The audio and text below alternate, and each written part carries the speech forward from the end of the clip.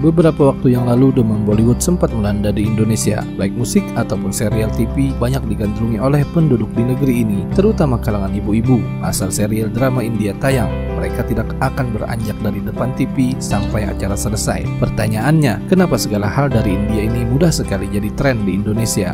Usut punya usut, ternyata India dan Indonesia memiliki hubungan erat sejak dulu kala. Bahkan nama Indonesia sendiri adalah sumbangan dari bahasa di India. Bisa dibilang Indonesia dan India itu merupakan saudara sejak dahulu. Jadi apa saja fakta yang membuktikan kedekatan India dan Indonesia? Inilah beberapa fakta mengenai kesamaan Indonesia dan India.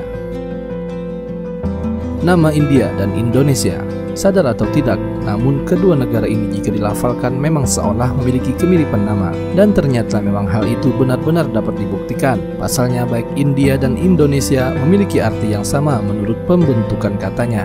Nama negara kita sendiri berasal dari bahasa Latin, Indus yang berarti India. Kemudian ditambahkan bahasa Yunani, Nesos yang berarti sebuah pulau. Akhirnya terbentuklah sebuah kata Indonesia yang menjadi nama negara di bumi pertiwi ini.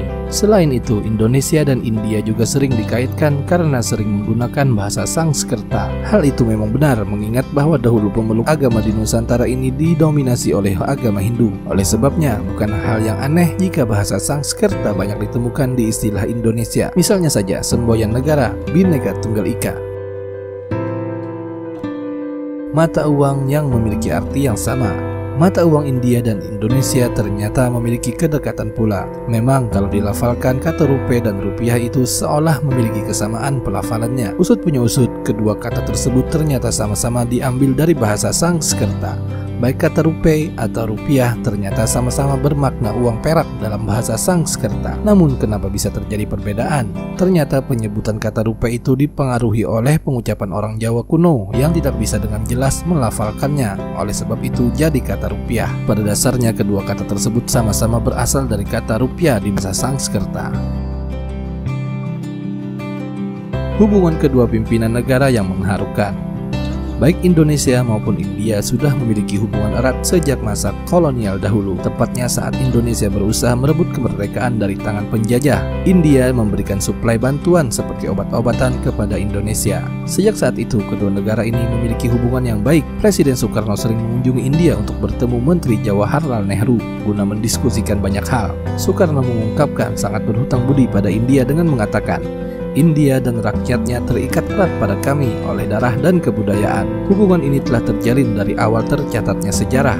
Kata India juga akan selalu ada dalam hidup kami.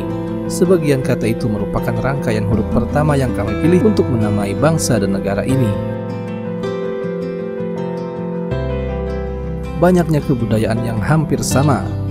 Kita tahu kalau baik cerita Mahabharata maupun Ramayana semua berasal dari India. Kemudian cerita tersebut mengalami akulturasi budaya dengan yang ada di Indonesia. Lahirlah sebuah cerita Ramayana dan Mahabharata yang berpadu dengan unsur Jawa dan Islam.